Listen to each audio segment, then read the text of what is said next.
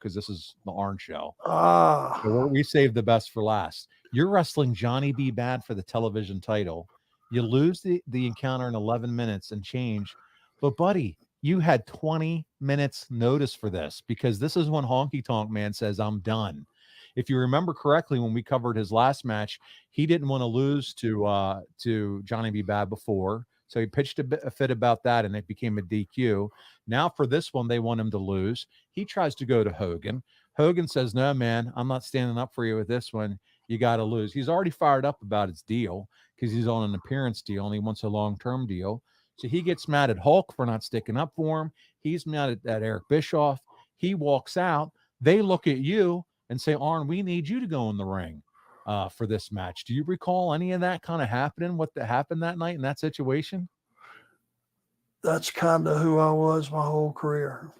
Yeah. We don't need you till we need you. That's wrong. That's terrible. It's the truth. Yeah. You know, people have asked me, fans have asked me, hey, do you feel like you should have been used higher on the card or lower the card? You should have been world champion. All these nice accolades and all these things. The reality is I was a career utility guy. That if you needed a solid first match, I could give you a solid first match. If you needed to bump me up to second after intermission, I could do that for you. If you needed me to fill in on the main event, I could do that for you. And I think this was one of those situations to where if you're going to have a substitution, at least make it be a good match. Meltzer's thoughts here on this one. He says, when the biggest news coming out of a show is that Honky Tonk Man quit WCW, nothing much happened on the show.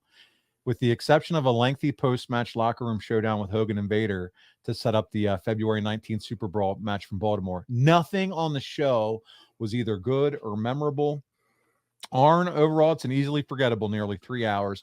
After the show, someone brought up the subject of the first Starrcade in 1983 and how well they remembered it. The funny thing was, 30 minutes after the show was over, I remembered more about Starrcade 83 than this friggin' show. I wouldn't call it the worst pay-per-view show ever. This is all Meltzer, but certainly in the bottom 5 or 10%. He's pretty straight up forward with his feelings, but, buddy, I read you the card. We went through the results. This isn't one for the history books at all. 3 run-ins by Kevin Sullivan.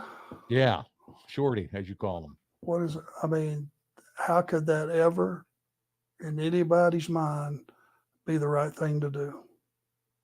Yeah, it just wasn't. Sorry, it wasn't, and thank goodness this puts a bow on December 1994, guys.